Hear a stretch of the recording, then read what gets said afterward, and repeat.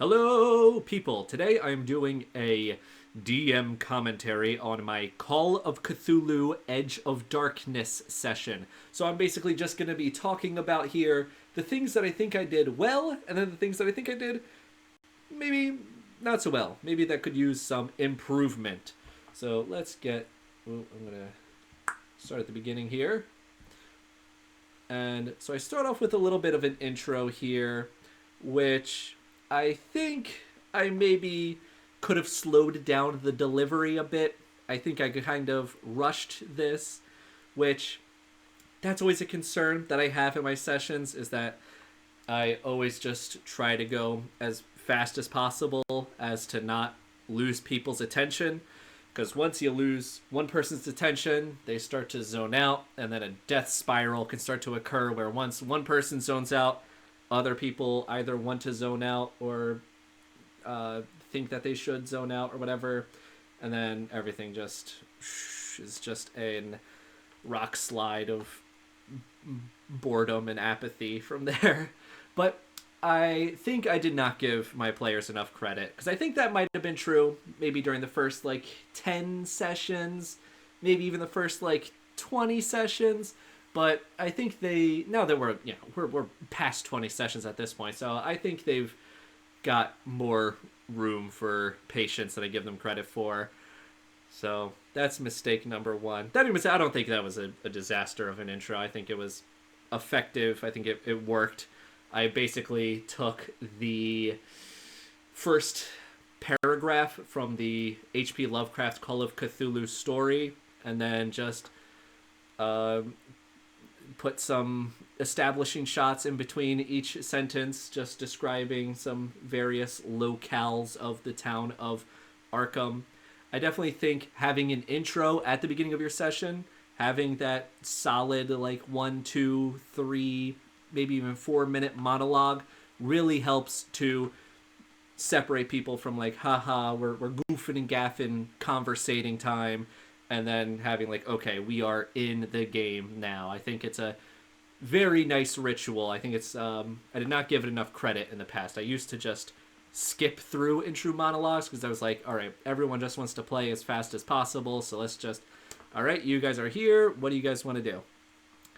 But yeah, then people are just, they continue their conversations they were just having 25 seconds ago, and then can't be having that.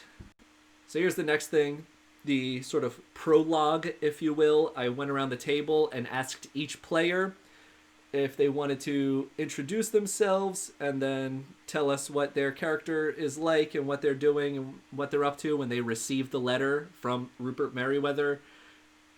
Again, I think this was effective in that you get to see a little glimpse of these characters, and before they kind of just become one amalgamated party that goes off and does everything together all the time, we have a chance to actually see each of them individually, which is very necessary for that establishing of the caricaturization for each of these guys. This intro I blunder on with Luke playing the lab assistant because I decide, let me improv. I'll throw in a lab assistant friend or second lab assistant who is his friend, and then they can talk about something. And for some reason, I decide I'll just pop culture. What can Luke riff off of? I'll just throw out the word Babe Ruth. I wish I went in the more scientific direction. I could have talked about Einstein, Tesla, Edison, Heisenberg. All of these guys are doing stuff. Well, Tesla and Edison are getting kind of old at this point. But Heisenberg and Einstein, I could have brought up the science-y angle, did something with that. Now, here's the other problem. Again, not big problem, but I could have made this better. Is when I realized at the end of the session, what I should have done was either made this prologue session them having some sort of interaction with their significant person. That way, at the very end, when I bring up the ritual, right, we have that sort of setup, and then it hits harder when I sort of use their significant person as part of the vision, as part of the devil deal sort of thing that the lurker in the attic tries to offer to each of these players. Again, I probably could have had a little funny psychologist banter, something about Freud. Uh, Again, just missed the ball on that. Here's another thing. Just the first 30 minutes of any session, I'm just so filled with like anxiety and just adrenaline just pumping through my veins that my mind is just darting all over the place. Which that also comes back to bite me because I was drinking a little bit during this session. And I think there's a perfect Goldilocks zone when it comes to having a few drinks, especially during an RPG. You'll want like exactly just like two drinks. You want just to be a little bit loose, but you don't want to start slurring your words. And by the end of this, I'm not falling over sloppy drunk or whatever, but I start slurring a little bit. I probably had like a couple too many drinks. But again, not disastrous, but I think I could have made for a better session. Then we got Vince playing Jack Mallory here, the private investigator. So before we started the session, we had decided that each of these characters had gained some huge benefit in their personal life from Rupert, which the psychologist and the lab assistant both work at Miskatonic, so they did Miskatonic related stuff that they got their like jobs and careers basically from him. Jack Mallory decided that like in World War One, Vince wanted to be a tunnel rat. Thomas Shelby, poikoi fucking blinders type of thing, and we decided that Rupert was like, for whatever reason, even though he must have been 70 years old at this point, like pulled Jack out of the tunnel when it exploded or something and saved his life.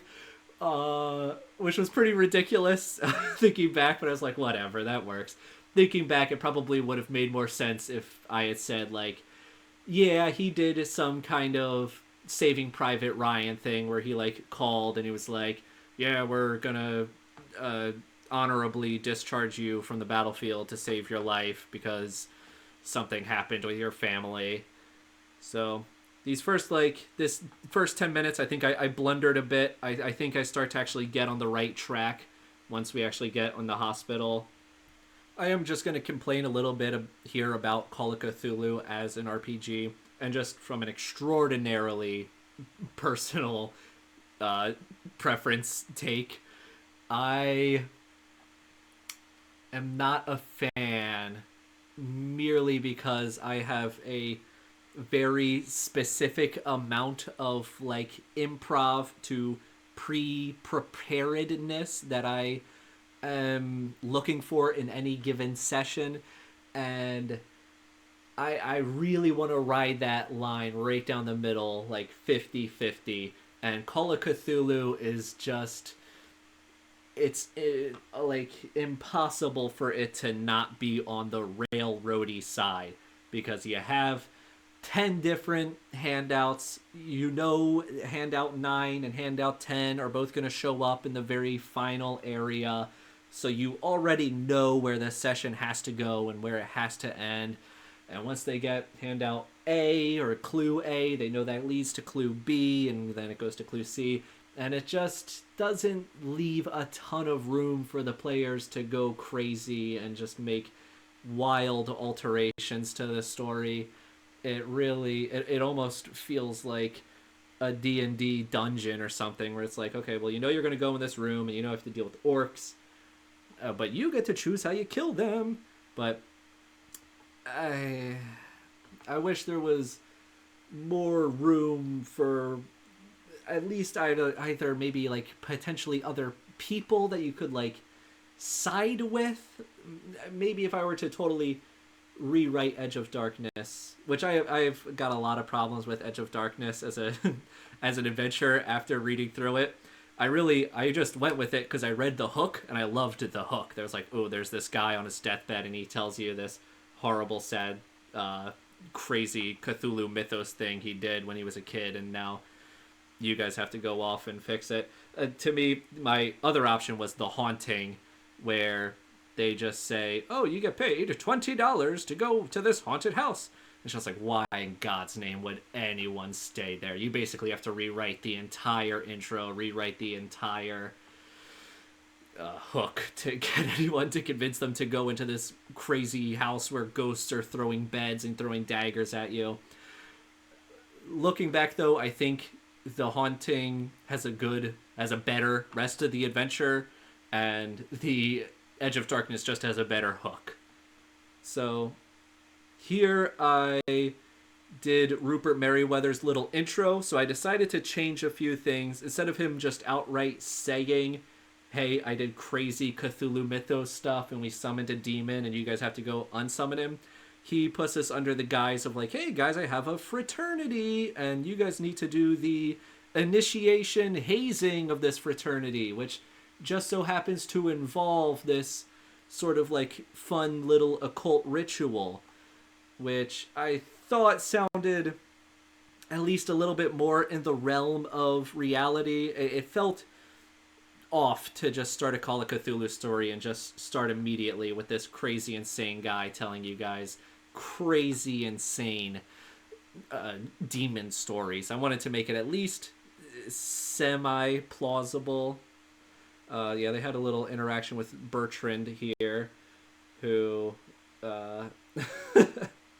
Vince has decided that one of his characteristics was he does Russian roulette, which I was always when he first started doing that, I was just immediately terrified because I was like, oh, Jesus Christ, he's just going to kill himself in the first 10 minutes of the adventure, and I'm going to have to figure out some thing to have him have some new character that he can play as for the rest of this adventure if he dies immediately. Fortunately, he didn't end up dying immediately, and I think I probably could have been more clever and actually work that Russian roulette thing into the adventure at some point, maybe when Bertrand shows up later, or it's just someone else, maybe the hobo Jake at the end could have done some Russian roulette of his own or something just to give that some sort of payoff, but I kind of just didn't even think about how to how to use that as payoff without potentially killing the player and then just making the rest of the session very awkward. So again, one of the problems with the Edge of Darkness is, as written, you just tell the intro to the players 3 times in a row, right? First, Rupert Merriweather is on his deathbed and he's like, oh, I unleashed this demon and we're in this farmhouse and we did this ritual. And then he says, here's my box and here's all the contents. And you open it up and there's a letter. And in the letter it says, oh, I unleashed a demon. And then it went off and killed everyone. So I think I just like removed that letter because I did not see it serving any purpose at all. It literally just restates exactly what Rupert says. And I also changed what Rupert says here so that he only talks about this from the perspective of it all being a goof, it all being a gaffe. And he's just like, but just for funsies, you guys should do this too, because it would mean a whole lot to me for you guys to do this ritual. Like, it's super duper duper important. And then instead of having the journal being in the box as well, I gave that journal... Well, I decided that they just weren't going to start with it. I knew they were going to have to find it. So they did end up going back to Miskatonic. And there I said, like, okay, well, he has an office here. And in his office, there you can find the journal. And in the journal actually tells you the real details of, like, oh my god, this wasn't just a frat bro weird occult ritual thing. This was a full-on... crazy demon summoning. So that I felt like there was actually some escalation. So I did also add this thing here where instead of it being summer, I was like, okay, what would be a cool day to do this on? Winter solstice, because that has the longest night in the year. That was going to be... The idea was that it was going to be like, okay, you guys, it's 1 week away from the winter solstice, so you have 1 week to prepare, and then you have to do the ritual on that day. But then I sort of dropped that angle and didn't really enforce it at all, which I think was probably ultimately for the best. But the fact that I decided to change the date to December to make it the winter solstice means that I had to change every single handout because every single handout said like sometime in spring.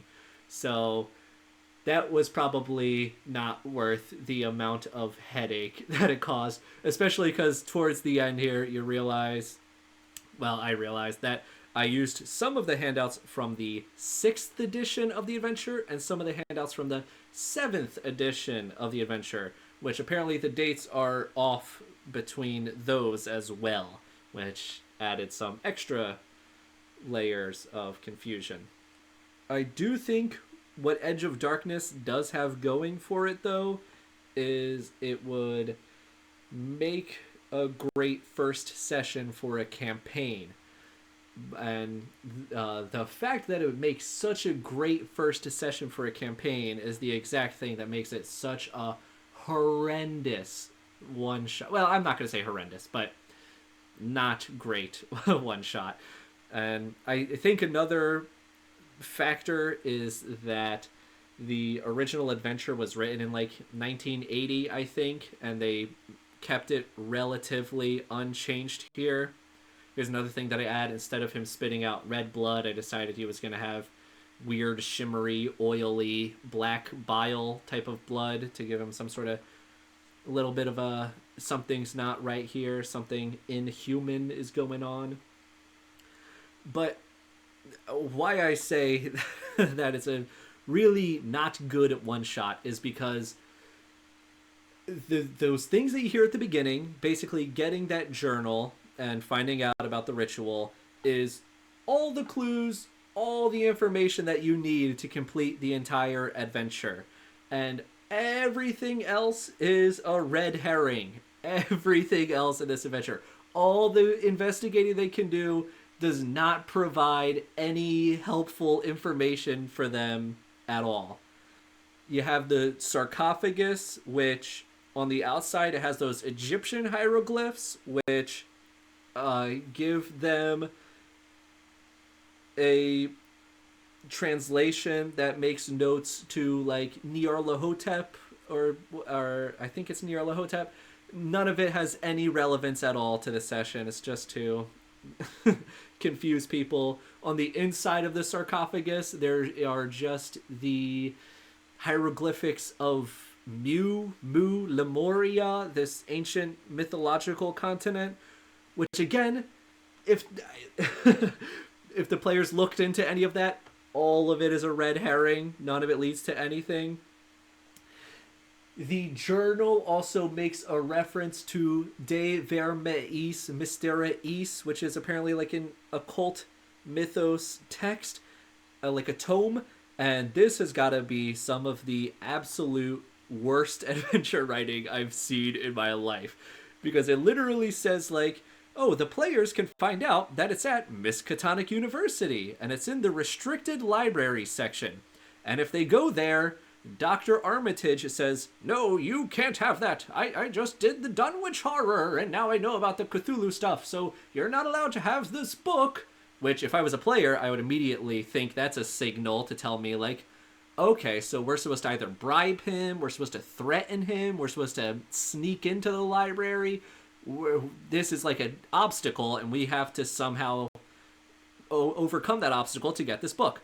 But that's not the case at all. The book literally just says, no matter what they do, Dr. Armitage will not give them the book. But it doesn't say, like, okay, what if they do anything else to acquire the book? So I don't know why in God's name they wrote it like that. So I decided if they decide to look for De Vermeis Mysteriis, what would occur is it would they would find out that it was stolen in like the 1870s, and you know that would be kind of like a, oh, okay, so Marion Allen stole the tome and then did the occult experiment. I also decided that then the tome would be in the cellar of the final house, which that didn't end up occurring. And I don't know what I would have done if they did find the tome. I probably would have just said, like, either just give them a huge bonus to attempting to chant the ritual, maybe just let them cast a spell and like summon a Byaku or summon a Migo or a Shoggoth, and then just have that guy fight the lurker in the attic, something like that. Um, Fortunately, I did not have to try to figure out what I should do for that because it never came up. Okay, here Luke decided that he was going to break into a local pharmacy to steal drugs, which, yeah, on the one hand, I want to applaud the creativity, and I wanted to reward the fact that he was at least trying something.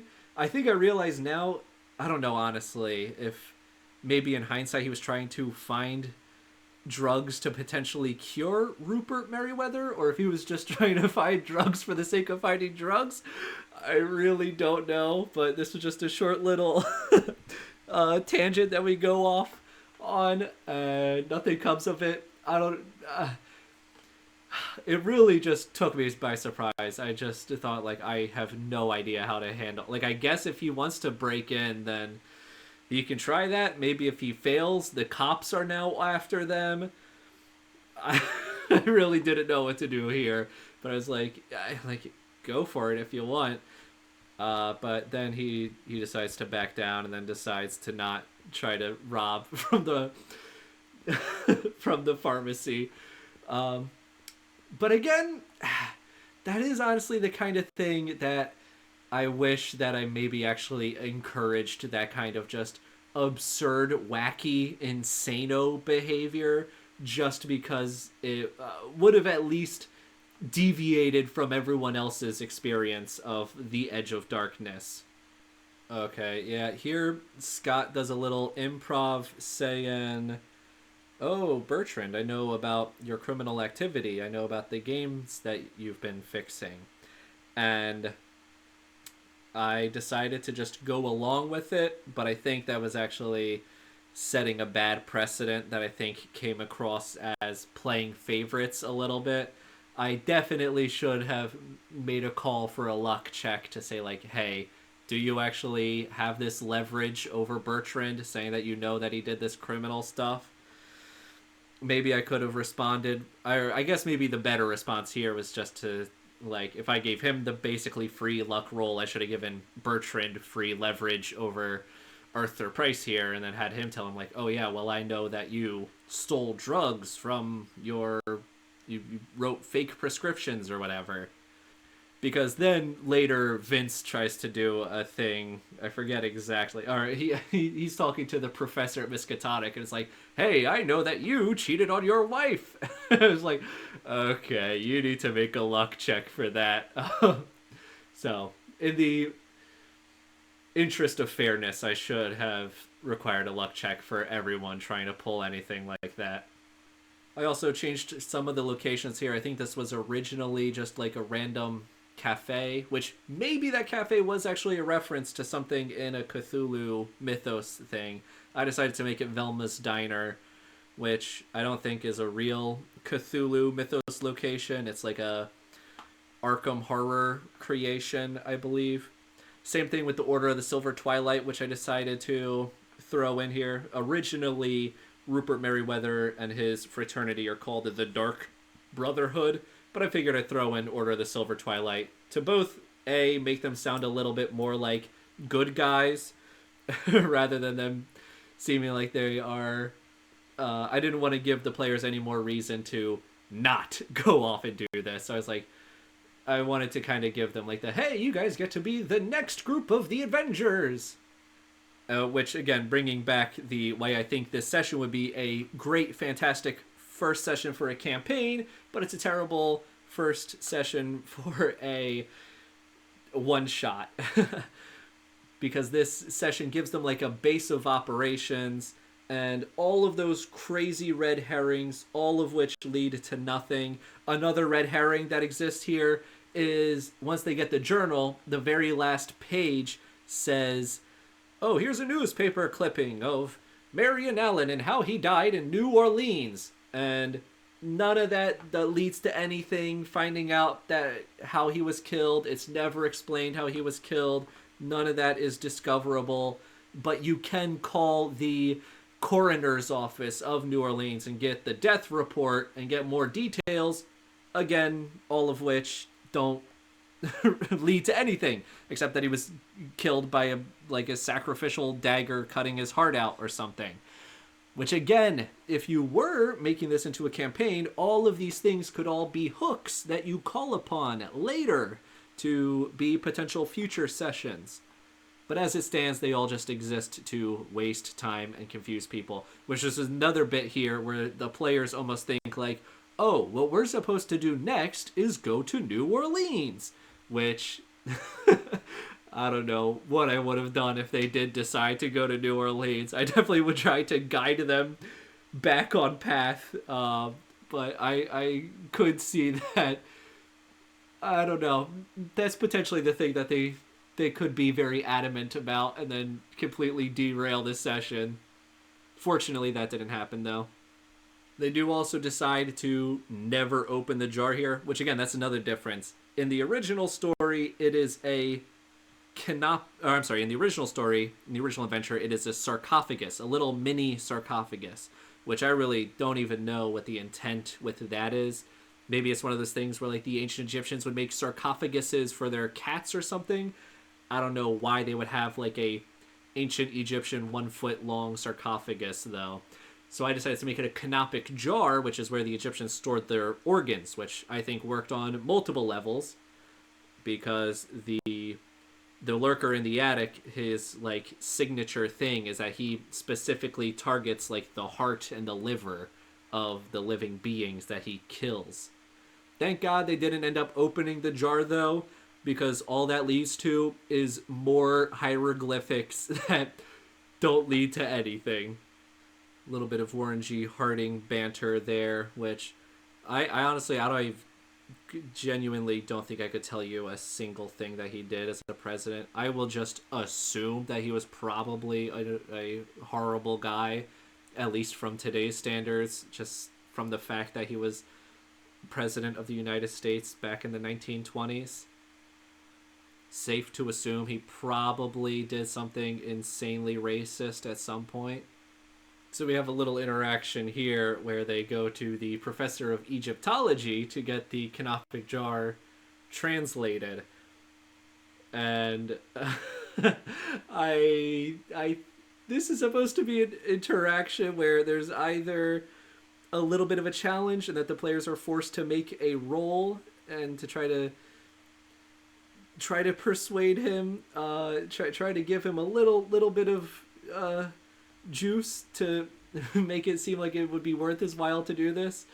The players did not seem to appreciate that fact, though. They very much so thought that he should have just did this out of the kindness of his own heart, which maybe there's an argument for. I think I potentially could have also called for or at least offered the option of like a luck check to see if this professor of Egyptology just happened to owe any of them a favor.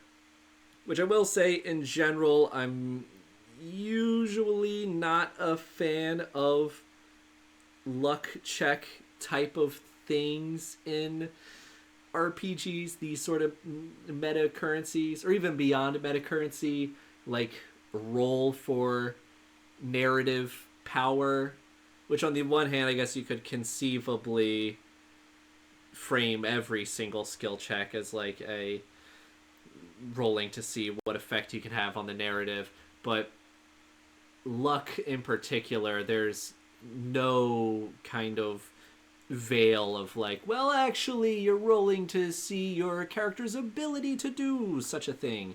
It's just straight up like, I guess, I don't know, do you get lucky? I guess, which I feel like kind of takes away from the verisimilitudinous, at least a little tinge, because now you're, 90% your character and like 10% an author, whereas I really prefer games where your character is just 100% just their character. When you're a player, You don't have to worry about what would be convenient. You don't have to worry about what would move the story along further. The only thing you have to think about is the pure psychology of exactly what this guy would do in this instance. And then when a cool story comes out of that, it feels all the more better because you know that none of it was fabricated, or at least, again, all of it is fabricated, but you can really convince yourself that none of it was fabricated because none of it was just the result of like, yeah, well, I rolled my narrative check and it said that I get to do the thing that I want to do. Again, to each his own, because I know a lot of people are a huge fan of that whole everything is a narrative check, like PBTA style games. Here's a classic great part of Call of Cthulhu, or at least running it, is giving your players a sheet covered in a bunch of different Cthulhu Mythos monster names and then just listening to them struggle as they try to pronounce all these just jumbles of consonants and vowels just randomly thrown together. Here, I really did not want them to miss the journal, so I was like, hey guys, go to his office. There might be something important in his office. You never know. Go check it out. And by it out, I mean his office. Because this adventure would have been really tough had they not gotten the journal.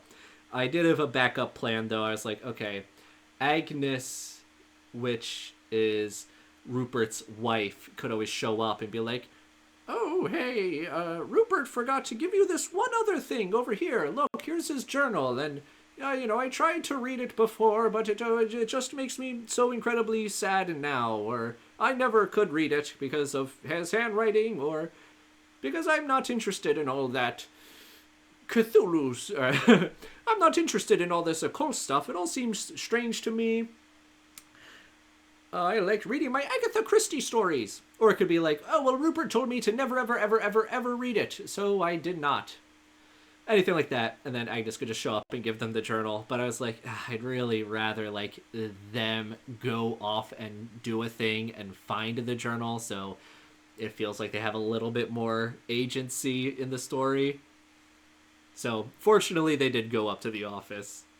So I will say, in defense of Call of Cthulhu one-shots, though, I've kind of been being a little mean about them.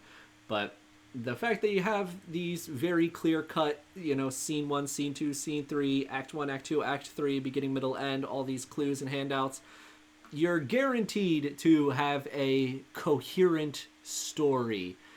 You'll be able to have that beginning, middle, and end, which is... it's nice because it means the floor of how bad the session can possibly be is relatively high. I do think it has a low ceiling, though, would be my main complaint, because the players can never go off until they're truly crazy wild, like, oh my god, you guys played Edge of Darkness and you did what? You guys teamed up with the thing and then went to war against the cultists or whatever, and nothing like that happens. Another thing that I threw in there for Bertrand is I decided to make him a criminal and make him a member of the Sheldon gang, so that he had a little bit more edge or grit to him, so that the players would maybe be a little bit more hesitant to mess with him or be a little bit more scared when he threatened them. So Vince definitely threw a wrench in that when at the very beginning he just does the old authority check in Disco Elysium, just puts his gun in his mouth and is just says, I'm gonna kill myself, I swear to god I'll just kill myself right now.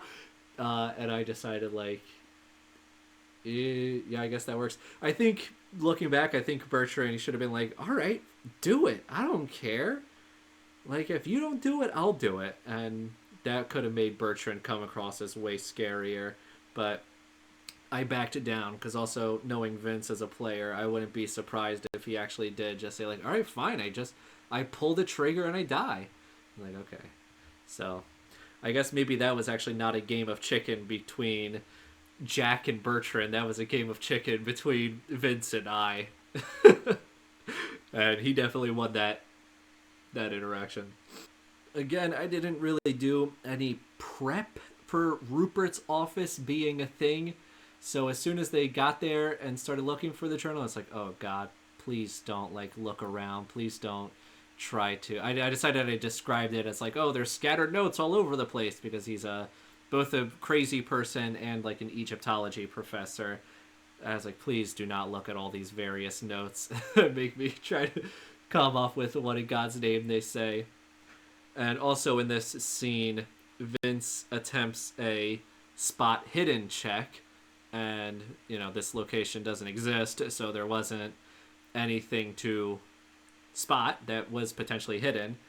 But it also seemed like, oh, this is the exact kind of place that like a spot hidden check seems like it would be useful for. So I decided like he could go for the spot hidden check, and then if he succeeds, he's able to find more of this silver powder, which they wouldn't be able to recognize at this moment, but they would come to discover is the powder of Ibn Ghazi, which can be used to reveal the form of the lurker in the attic, which again doesn't actually really do anything effective, but that's actually more on me because I think I could have used his invisibility to some greater effect, which thinking back, I actually did the Haunting of Ipsilon 14, which is actually an extremely similar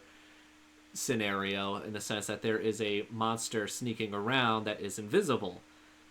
And that time I did lots of poltergeisty stuff where there's like sounds going on and like cups and chairs getting flung across the room. But, it wasn't a ghost flinging these things. It was an invisible alien throwing chairs and stuff. So I think I probably could have done some stuff like that at the finale, but I just did not think of it until right now. So another thing I want to talk about is the 7th edition version of this adventure versus the 6th edition. And I think I mostly kind of actually prefer the 6th edition, which is also, they're basically, well, they are literally the exact same adventure. It's just that the 7th edition has way more stuff written for it. Like that journal entry that they are finding at this very moment. In the 6th edition, it's one page, and even then, when you actually are sitting down at the table and you read off one whole page and it takes like 2 minutes or whatever, it actually feels like a tremendously long time when you're at that table reading it. The 7th edition version of this adventure has like a 4-page long handout for the journal, which is just excruciatingly long. And none of the detail is really necessary. It's mostly vibe based. Again, the added detail added on from the 6th edition, I should say. Otherwise, I should say that all that information in the general is all the most important information in the entire adventure. Okay, so here I also added a little bit of zhuzhing up to why they were even doing these rituals. I stole a little bit from... There's a Behind the Bastards episode about this rocket engineer guy, rocket scientist, I guess is the word, that was like a friend of Aleister Crowley, who was like this crazy occult guy. And they did this like crazy blood sex ritual or something to summon what they called an elemental. And then he like met like a lady the next day that he like married on the spot or something, because he was like, oh, she's my elemental. And I just thought like, oh, that sounds exactly like what nerds in the 1920s would be getting up. Or I guess this is nerds in like the 1880s, I guess. And so I decided, well, that's what they're actually trying to accomplish with this ritual. They're not just trying to do these rituals for fun. They're doing this ritual to summon them all girlfriends, which I thought was funny. And also actually gave them some kind of motivation for doing what it was that they were doing. And then that was the very random detail, the setup, what I call said about Agnes, that like, oh yeah, you could tell that when she was young, she definitely would have been a very attractive person. Which, again, this is trying to just play off of something that occurs during the ritual during the finale, because it says like, oh, the lurker in the attic, when it shows up in the middle of the pentagram, it takes the form of a very beautiful woman that they then approach. And it's like, it seems out of place, I guess. And I think basically everyone has recommended, like, yeah, just replace that with like a significant person in their life. Don't just make it a random attractive lady. But I kind of wanted to reverse engineer or justify, like, why would the lurker in the attic just take the form of a random attractive lady? And that also is how I came upon doing the Aleister Crowley elemental summoning ritual that they are doing. And once I said the elemental thing, they were then like, oh, hey, all right, well, that's a good clue. We should check out, we should see if this is true of the other wives. Which I guess I should also mention is, I guess the implication there is that the ritual was successful and that Rupert Merriweather did get his elemental that he wanted to summon. But the players are like, okay, well, yeah, we need to find out if the wives of the other members of the Order of the Silver Twilight, if their wives were attractive.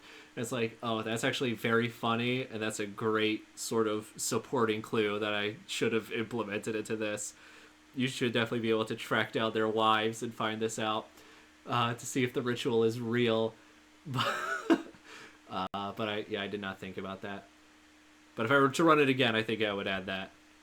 Another element of that is they were like, oh, okay, so if Agnes is actually some kind of witch or demon or spirit or ghost or Cthulhu monster or whatever, then that means like Bertrand must be a half monster. And that's why he's like all crazy and criminally and like an asshole. And again, I didn't think about that, but it's like, oh, that is a great angle. I absolutely should have made Bertrand like a half monster. Because that's kind of Cthulhu-y. Like, that happens in Shadow over Innsmouth, is they have the children of the fish people, and they are, like, slightly fishy, which I don't know exactly what I would have done to make that an explicit part of Bertrand, or make it something that you could conceivably find out about Bertrand. I guess I could just be lazy and just, tell, don't show, and just be like, yes, he gives a vibe about him. He has like a glaring red fieriness to his eyes that is just, it does not appear human. You've never seen someone with eyes that just kind of have almost a glow like his have. But again, didn't think of that, but had I definitely could have done something with that. And also at the end, when Bertrand shows up, the fact that he was like actually a half witch or whatever could have influenced how he interacts with the lurker. Like maybe either the lurker just straight up mind controls him, or maybe like he has a little bit of extra influence that he can exert over the lurker. And that was also an idea I actually had with Agnes, was I was thinking about like, oh, like Dreams in the Witch House style. I'm going to actually make her like a witch, and she's going to kind of be like the real final boss of this scenario. That was kind of like an alternate ending that I had in mind that could potentially be pursued, but that did not end up coming up at all. But if they went really hard into the angle of like, hey, wait a second, Agnes is actually a monster. We need to go back and like kill her or interrogate her or something. But none of that ended up happening. I was also thinking like some sort of conspiracy angle where it was like, okay, all the players die or whatever, they fail the ritual, and then it cuts back to Agnes, and she's like cackling with her. She has a cat in like a cauldron, or I don't know, something witchy, and she's like cackling and like, ha ha ha, it all went to plan. I have been the real villain. But again, they ended up succeeding, so I did not need to do any of that. But also, I was kind of hesitant to do anything like that, because you can't make... The whole point of Cthulhu is you can't just make the real enemy was man all along. It was actually a person with motivations. Like, the whole point of Call of Cthulhu is that the big, bad, evil thing has zero humanity, has zero discernible motivation. So I feel like that would have been very counter to the genre to create a very human antagonist, which again, another reason why I don't know if I think Call of Cthulhu is a setting that is particularly well suited to the RPG medium, because generally you want everyone to be as very interactable as possible and for everyone to have as much of personality as possible, because the entire game is expressed through dialogue. And there's a zero... You can't be fighting a Shoggoth or a this lurker in the attic and have him talk to you and have him do dialogue with you. So it's just like those two factors feel like they are contradictory and conflicting with each other.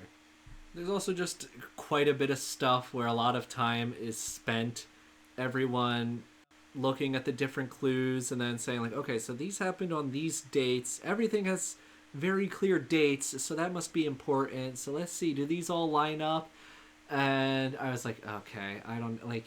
None of the dates have anything to do with the adventure at all in the slightest.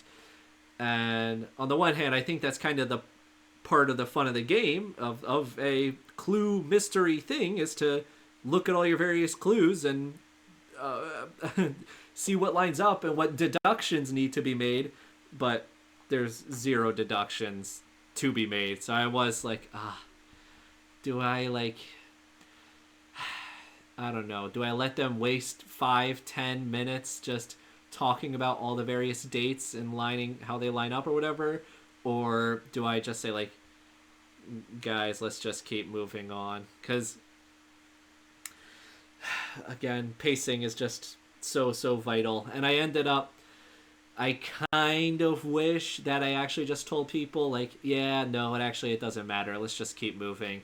Because by the end of this session, I very much so wish I was like, it's coming up on 10:30 right now. Like, I have to, like...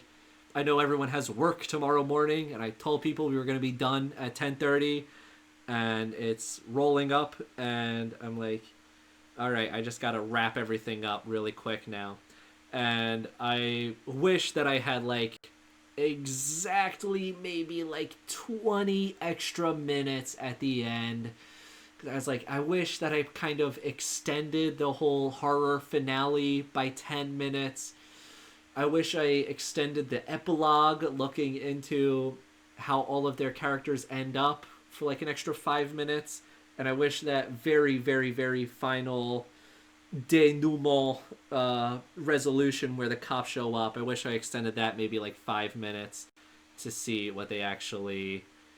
how they really go through and do that. And there's so much like payoff at the end of a session. It does really feel bad to rush it. So I kind of wish that I just rushed them looking at clues portion. But on the other hand, if you just tell everyone, like, hey guys, the clues don't matter, stop reading them, they're just gonna be like, oh, why are we even playing an investigation clue game? What's even the point of any of this? So again, I don't know. Another ultimately on Call of Cthulhu for me. That even said, this was my very first time playing Call of Cthulhu, or this was my very first time running it, and this was everyone else's first time ever playing it. So it probably would be quite unrealistic for me to expect that I was just going to do a fantastic job at running it, or that the players were going to do a fantastic job of playing it. So I think from the perspective of this being our very first attempt, I'm quite pleased. I think we did pretty good for a first Call of Cthulhu ever session.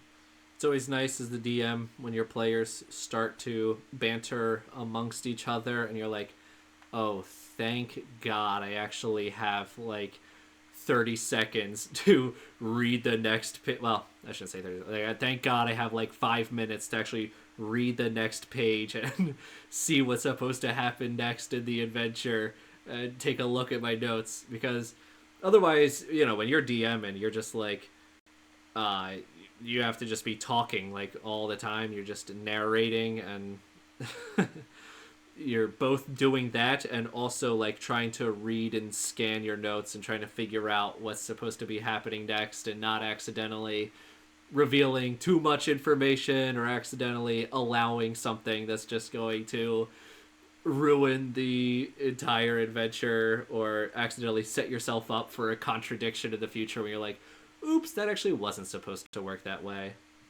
Like, I recall that at some point there's quite a bit of a conversation about where exactly the lurker can and cannot go. And I think basically the intention is that the lurker can go everywhere except for the first floor of the farmhouse. Like, he can go in the attic and he can go in the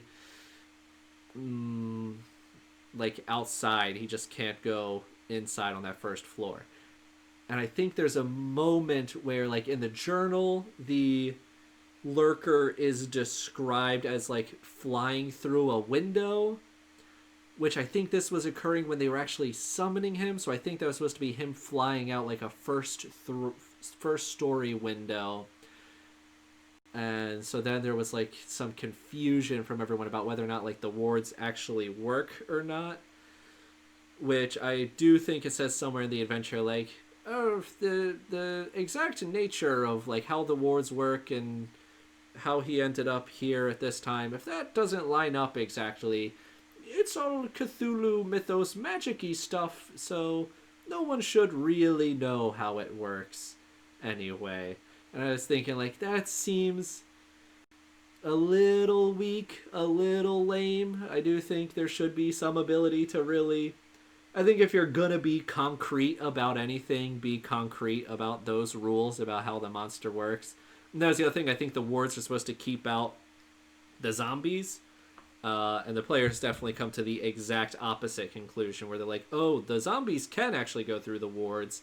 And just the fact that it's the door, the physical door is the thing that's actually preventing them from entering.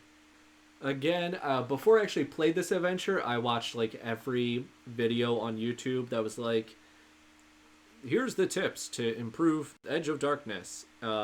Seth Skorkowski, shout out. And then there's a couple of other YouTubers that I forget their names off the top of my head. But there's quite a few good videos of people talking about Edge of Darkness and all the problems with it and how to fix it before you run it.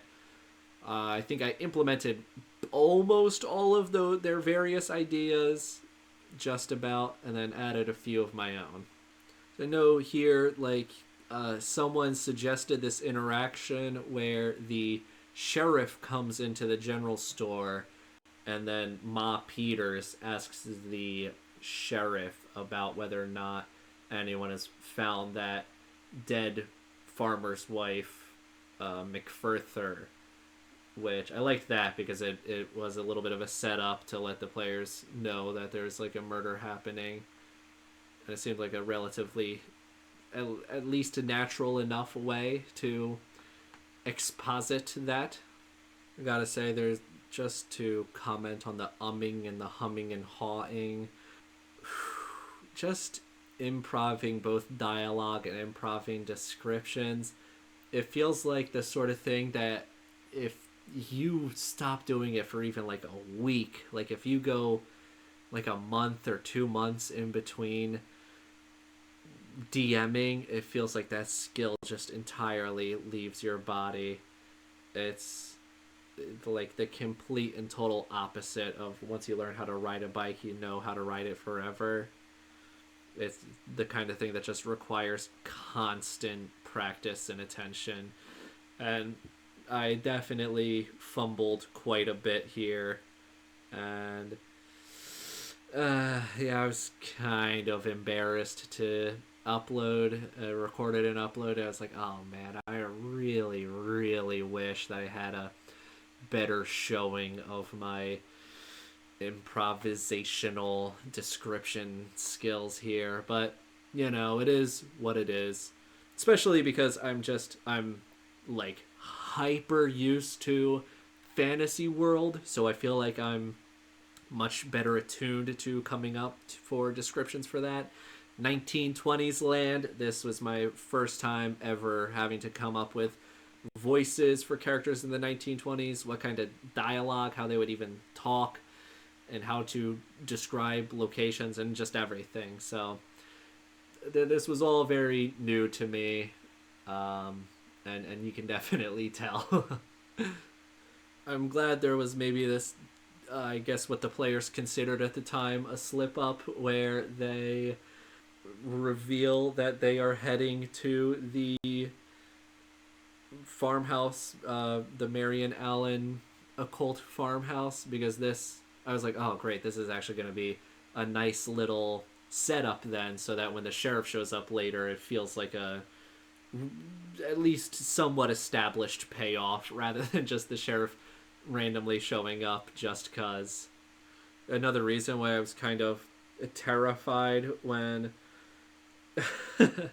Vince started doing the Russian roulette bit was that I had not prepared anything if anyone died. I had some other sheets, but it really would not have made like any sense at all for some of those other characters that I proposed as options for the characters, for them to just randomly show up at the farmhouse. Like potentially Bertrand, potentially this sheriff, or if the sheriff wanted to send out like a deputy, any of those could have made sense, but I didn't have characters for any of them. So it would have been a kind of awkward thing where I just tell people like, yeah, you don't have a sheet, but you are the sheriff now. And I've done that sort of thing in the past, and so far it's always come across as pretty weak. Like as soon as that happens, I notice that player kind of basically shuts down for the rest of the session, because I guess they're like, well, I don't have any prompts to go off of, and it also just generally the feels bad of having your character die, just not putting you in a great headspace. So that can be tough, but I do think that's a good mark of like a really great player is if they are able to just pick up the sheriff who has no characteristics at all other than he's a sheriff of a small town, and that's it. And just like go wild with that. So if you're able to do that, you're a pretty good player in my book. Or I guess I maybe should say that you have to be a good player in order to be able to pull that off to any fun degree. I am generally pretty happy that they managed to get to the farmhouse almost just about like halfway through the session. I think that seems like a relatively appropriate time for them to actually get there. Like I was slightly worried that they were either just going to do zero investigating and just like off the rip just sprint straight to the farmhouse, which I think even if they did do that, the session still would have worked, but it would have been a little bit of a shame for them to have skipped over all those various little fun handouts. And on the other hand, God forbid they just spent the whole time at Miskatonic just investigating and reading clues the entire time, then there would not have been any time for the farmhouse. And the farmhouse is the best part. That's where all the fun, cool stuff happens. I'm a big fan of the finale here. Oh, yeah, you know what? Vince actually mentions here about being able to create the wards. which I guess that would actually be something that they could have done if they were able to acquire the De Vermeis Mysteriis. Maybe they could read it and then be able to create wards.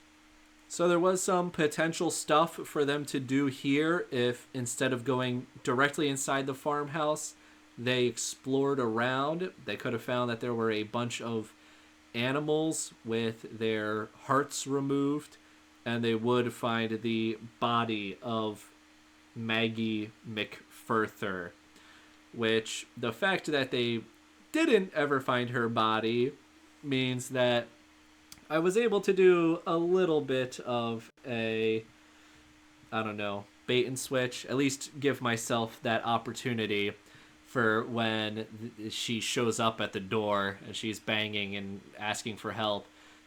There's at least the possibility that she wasn't actually a zombie or dead, and that maybe she was actually just lost in the woods and really did need help. So I was glad that I got to play with that angle a little bit. Again, that Egyptian hieroglyphic translation, they think it's relevant, they read it, they think, oh, maybe this is the thing you have to read backwards. Again, I like, thankfully they didn't ever fully commit to that angle. I don't know exactly what it would have done, because it definitely seems like it would have been a shame to just say like, yeah, nothing happens at all if this is what you think the ritual is, or this is the thing that you think you have to read backwards. Because really, that note, it seems way more in line with there being something interesting with reading it backwards and forwards versus just the like long Latin spiel section that you do actually have to read backwards.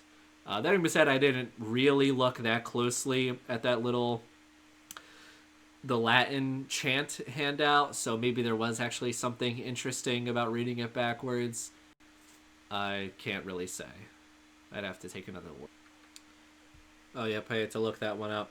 They definitely did have batteries. I guess I don't know if they had batteries as we would kind of recognize them today. I'm guessing you probably couldn't just go to the store and just buy a AAA battery or whatever. But I think I looked it up and they're invented in like 1800 or something. But I don't know. Maybe that's like a battery where it's just like copper wrapped around a lemon or whatever.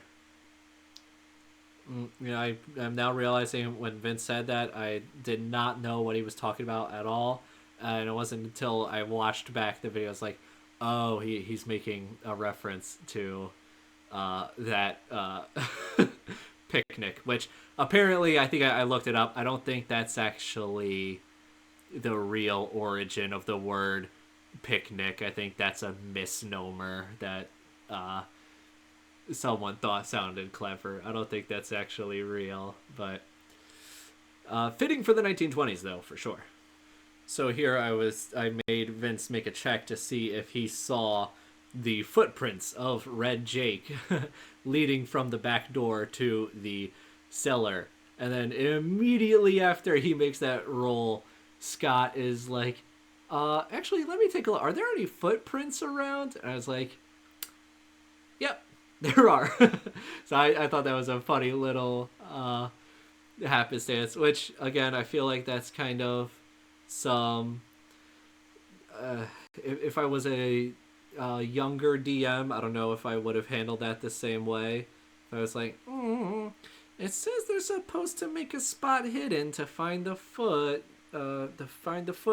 trail. But I think if someone deliberately goes out of their way, is like, hey, I want to look for footsteps. Can I find any? They're like, yeah. Because I don't think it would make sense for your character to look for a thing that's there and then just to not find it. You know, I did want to I wanted to have the classic surprise hobo jump scare here, but Vince was very deliberate about going out of his way to be careful and perceptive, or when he was looking around. I think maybe I could have actually kept the hobo jump scare if I just said that like he covered himself with a blanket or something, because that would at least have forced Vince to like go down and pull the blanket off and see what's actually underneath it. Instead, I really gave them a lot of advantages with dealing with Red Jake here, who I definitely think it would have been better for the escalation if Red Jake like ran up. They actually did the combat with him, and he like broke someone's leg or just swung the table leg and did some serious damage to someone, so that people really were like, oh shoot, this really is the real world, and like a crazy hobo can just straight up kill us. And if this is that dangerous, then holy Christ, the final boss monster must be insanely, terrifyingly dangerous. This could have been like almost like the green room where you just like injure someone super early on, and then you just have one of the characters with like a broken leg, and you have to figure out how to keep them safe in this super dangerous situation. I think that would have added to the tension, but I was extremely generous with Red Jake instead, and I wish that I made him way more aggressive and way scarier. He was also my ever so slight, very unsubtle commentary on the complaints about the like handling of mental health in Call of Cthulhu, where people have, I think, rightfully complained that it is a pretty horrible interpretation of like mental illness or whatever. That it's just like, oh, eventually you just suffer enough trauma and then you just babble and just there's a threshold of like bad things that happen to you in life, and then you just become a crazy person instead of all the actual nuance and intricacies of the reality of the psychology of humans. But whatever. I also mostly just thought it was funny to make him a crazy Dave from Plants vs. Zombies, and or Wild Thornberries, whatever that kid's name was. I was quite happy with their solution, though, of just feeding him barbiturates until he becomes a regular sane person. Again, I thought that seemed extraordinarily 1920s of them, which again, maybe I should have done like a bit of a subversion of that and made it work more like it would in reality, where he just either overdoses or passes out, or just force feeding him barbiturates does not just you know solve his craziness. But whatever, I thought it was very funny, so I let it work. I will say that little moment there where there was that dramatic sting right after Red Jake says that he wasn't the one that turned on the gramophone. That single moment almost made me want, like, oh dude, I should really invest in like a soundboard, and then I can just have all the crazy different sounds playing whenever things happen. Which, as the DM, there's already so much stuff to keep track of. I can't conceive of also adding a soundboard and staying on top of those dramatic stings and music cues. But I think that's, if at some point I can get a particularly high trust, well, I don't want to say high trust, but player that I think is very well tuned to our improv repertoire, then I would love to introduce like a soundboard and just give it to them and just say like, all right, whenever it's appropriate, just play the best sound for the moment. Yep. Also call him Jack here. He was Red Jake, not Jack. That's the screwdriver hitting me. By screwdriver, I mean orange juice and Nikolai. I gotta say, doing the pounding on the table to do the knock on the door, um, that I had another DM do to us when we were playing in his game, and I thought it's actually incredibly effective. Which it doesn't translate particularly well over the um, over video, but when you have someone just really just smashing their table with their fist, it really is like unnerving. Like it does actually trigger a little bit of that fight or flight in you. Again, dropping that very incredibly subtle. Hey guys, maybe if you go to the cellar, there's more stuff in the adventure. If you go down there, again, that's just a good old classic pacing tool. Just hey guys, here's how to complete the adventure. Oh, there we just lost the ashtray. That was not the worst thing in the world to clean up, but it definitely I feel like undercut some of the threateningness to just cartoonishly make a clumsy mess while trying to come across as threatening and scary. I will say, aesthetic wise, I was actually quite happy with how this ended up looking. Obviously there's a lot of room for improvement, but for just having minimal effort, just having a few Halloween decorations and some candles and stuff, I'm quite happy with how the black and white effect and the film grain came out looking, especially with everyone in their nice little costumes. It could have been better if we had like in a classic antique basement where everything is like all wood panels. We could have made it look like a proper speakeasy. The pong table isn't particularly effective for that look, but you work with what you got. Also here they just got the like cultist robes, which I forget if I actually mentioned those, that they exist or not, but when I mentioned them I was like, oh dude, I should have dressed up like a cultist instead of like a just wearing a suit and a fedora. That would have been the proper way to be the Cthulhu keeper. Here we lose a lot of time to the discussion of the exact dates because I used various editions of the adventure. Oh god, such a obviously I think everyone has experienced more slogs of scenes in various RPGs. Like this could have been way more painful, but definitely just felt like a blunder at the time to let this conversation go on for more than like the 10 seconds that it should have went on. I probably should have just put my foot down here and be like, doesn't matter, we're moving on. Everyone now huddled around all the various dates to see where I made my mistake. Come on, Joe. Learn how to double check your notes before starting the session.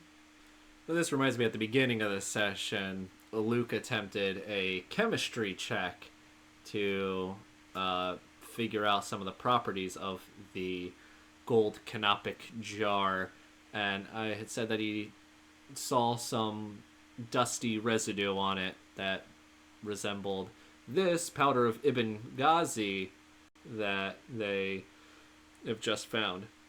So he did end up failing that chemistry check, but I think if he passed, I would have said like, yeah, you figured out how to synthesize more of this powder, which again, who knows what that would have led to down the line. Maybe it would have made a massively insane amount, and then who knows what would have happened, but it didn't. Again, earlier, for some reason, I decided to say that they arrive at the farmhouse at 2 p.m. I don't know what I was thinking with that. I definitely just should have said, like, yeah, it's already dark. It's already 6 p.m. or 7 p.m. or whatever. Especially, like I don't know what in God's name I was thinking. Because I was worried that, like, if they decided, like, oh, hey, guys, just so we all know, let's not leave and go there when it's going to be night. Let's go there and get there when it's day. That way we don't have to deal with spooky monsters at night or whatever. But they didn't even do that. I just did it to myself just to say that they show up while it's still day. So then we have to have this awkward conversation where it's like, yeah, then you guys just sort of wait around for like, I guess 10 hours, I guess, until it becomes midnight. Definitely it's little minor blunder on my part. So Leroy Jenkins was one of the other characters that I created as an option, as a pre-generated character. And when I say I created these characters, I mean I used like a website that was like, generate a Call of Cthulhu character or whatever. And then one of them was just like a musician, and he happened to have the name Leroy. So I was like, all right, it'd be funny for him to be Leroy Jenkins. And he also just had the most absurd skills ever. He was trained in like machine gun and artillery for whatever bizarre reason, and like his music skill was actually only like 20 or something, so I guess he really would not be a particularly good violinist. Like I think he had like a 45 in artillery. But whatever.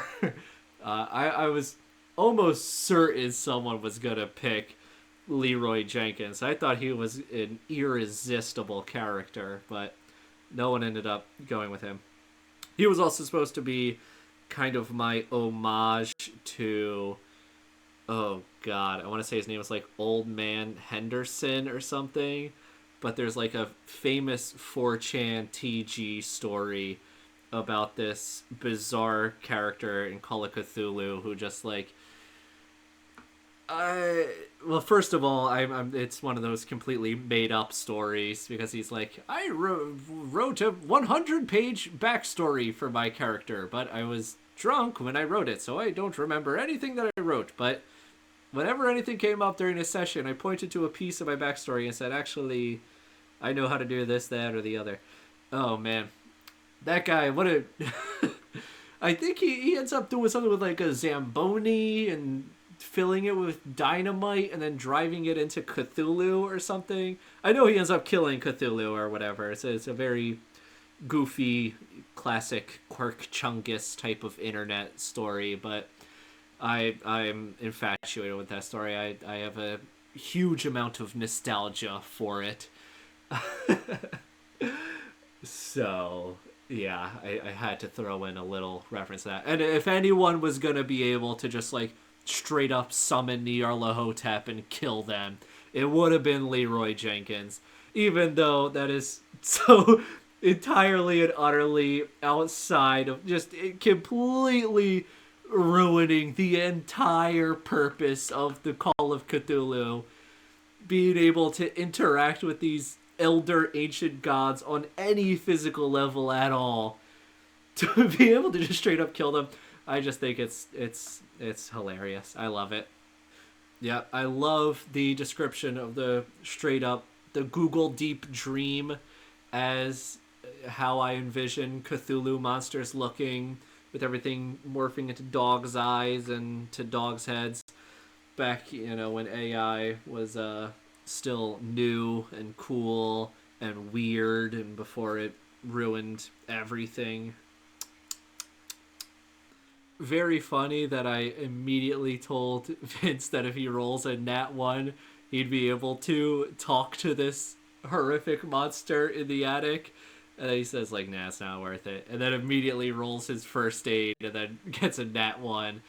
Which, if he did talk to that monster, again, I have honestly no idea. Or I guess I have some idea. He probably would have, like, tried to tempt him. Probably would have been like, join me and help summon me, release me from this attic, and we can take over the world. I guess he probably would just say something like that if he did talk to the monster. So, but I think I probably would have been instead of when they're doing the ritual, all those offers are kind of fake. Like, I don't, if you actually agree with the evil giant monster that he's gonna give you eternal life, if you release him, you're going to get screwed over. But I think in that instance, if you roll the nat 1, I think he would be legit. He's like, hey, yeah, I'll actually give you straight up for realsies eternal life if you free me from this attic. This was another thing that someone suggested from one of the videos that I watched. where they said like Bertrand, if you're gonna have him show up again. Which again, also that's the other thing with like Agnes and Bertrand. They show up once at the hospital and then they're never ever ever talked about again. So trying to bring them back into the story is all a construction of other people. But I liked the idea that Bertrand shows up, and I liked the idea of him being like apologetic, which they don't really let Bertrand survive very long. They don't really let him get to that point. But I like that idea of Bertrand shows back up and he's like, "Hey guys, I truly am sorry. Like I really do want to apologize, and I now understand that like you really are looking out for the best interests of my father." And then the monster kills him, which, you know, obviously you make the monster seem like more of a threat, and then the players kind of care because they're like, "Oh no, Bertrand, we start to like you now." Um, they didn't even get Bertrand. They did not let him survive that long. As soon as he shows up, they're like, "All right, Bertrand, you go upstairs," and he's like, "Okay, sure." Just immediately killed by the monster. So I did not get to have the little moment that I wanted. I tried my best to force it in there in the 5 seconds as he was dying, but it definitely did not hit as hard as if I had a solid, you know, maybe 5 minutes to make them like Bertrand. But yeah, I tried my best. It's funny that Vince mentioned they're like, "Oh, Joe added Bertrand here to make the party do stuff." When in reality, it's kind of the exact opposite. Bertrand actually showed up to slow everything down and make sure they don't just immediately do the ritual and then just finish the session. So and I thought that was kind of funny. So I think this was another invention by Seth Skorkowski saying that like he should introduce some sort of checks into the ritual, because I think otherwise everyone just sort of says that they're doing the ritual and that's kind of it. Which I think I probably could have been more clever with this or make it into at least slightly more of a game thing. In that, like, you know, distractions should have given people penalties or whatever, but I kind of just really breezed over the whole mechanical portion of this. But yeah, I wish I introduced more spooky things that caused people to get distracted and caused everyone to like use up all their luck on doing these concentration checks. But again, I was probably a little bit more generous than I should have. I think I should have been a little tougher. Again, I was really just speeding through this. I should have had there's a whole thing with the zombie bear. I think that would have been the real escalation, right? Is like, uh-oh, Red Jake, suddenly he goes silent, and then, you know, there's just like a smashing as like this bear will actually just like break down the walls of this house, and then that would really ratchet up the tension. I think I was a little afraid to introduce the zombie bear because I was like, I don't want to, I don't want to kill them, and the zombie bear really might kill them. Yep, the formaldehyde Molotov. I think someone in some other run through of Edge of Darkness, they were playing like an Undertaker, so they had formaldehyde on them, and I think they used it as a bomb. And I was like, oh, I did not know that it was flammable. I think that's quite cool. So I think it makes sense that the lab assistant here has some, and then he's able to like, or he could have really had whatever kind of chemicals that he could have conceivably potentially made a bomb out of, and I think it would have reasonably made sense. You know, I definitely forgot about the house being on fire. That could have been an extra thing that I added to spice up the conclusion here, especially because I really just gloss over when the cops arrive. But I think if I could have said like, oh hey, the house is on fire, and then that would have been a very very reasonable explanation as to how the players are able to get away, I think. again, so here's where I kind of have the players' significant people that they invented, had them show up at the ritual to attempt to tempt the players into stopping the ritual, which again, there's not really any roles involved here. I was considering potentially making some sort of roles, like be a thing, maybe like a sanity or something, as to like whether or not you actually believe that it's real or not. But I also wanted to keep players agency and capable of, just choosing for themselves whether or not they want to screw up the ritual or if they can fight against it. Which again, I think at this point I'm slightly getting into rush mode of just being like, oh shoot, I gotta wrap things up. But again, these are all the various little things that I wish I kind of maybe pushed each of these little individual sanity scenes, and instead of just making it a single line back and forth, I wish that I like made these like a full, maybe like 2-3 minute scene each for each of the players. But again, at this point, also just energy is starting to run low, just getting drained from improving for, well, not really improving, but just running the game for hours straight. You see, I definitely conflated some roles like this. I think I told everyone it was a Constitution save 4 saves ago, and then all of a sudden I just said, oh no, this is a sanity save. So I definitely flubbed that a bit. Mostly because I wanted, I was like, oh shoot, session is ending. This is the last ritual. It's all over right now. Someone's gotta go insane. It's Call of Cthulhu. Someone needs to die. Someone needs to go insane. I can't just have 3 players walk off just totally perfectly fine after this entire crazy scenario. So this little scene, I'm kind of just describing the scene from the Nick Cage movie, The Color Out of Space, kind of the finale from that. Which again, I needed to get some amount of that Cthulhu cosmic horror in there. You're finally realizing how you are just a speck of dust compared to these great, huge entities that are floating around, and they are the real movers and shakers of reality, and humanity is just dust mites. I kind of wish that maybe I like wrote this out though, so that I could make it hard hitting. Rather, I don't know. Yeah, I think the delivery of this maybe was a little more rambly than I hoped, but I think it still mostly worked. I think it was like, all right, here's the cosmic horror part.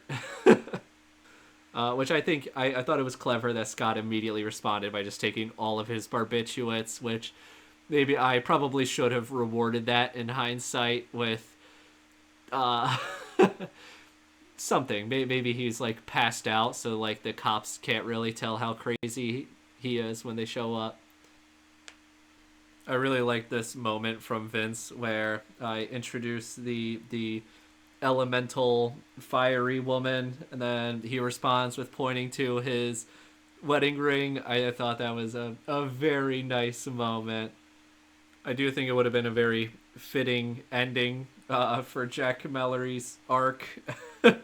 Well, which again, I wish I maybe was more clever with playing into the him being a gambler angle.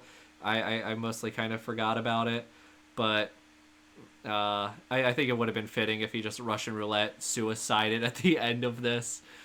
Then we would have all of our classic Cthulhu endings, all of our bases covered.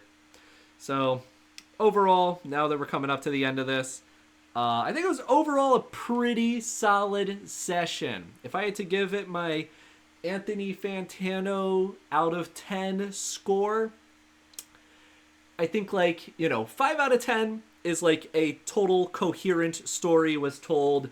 There was a beginning, a middle, and an end.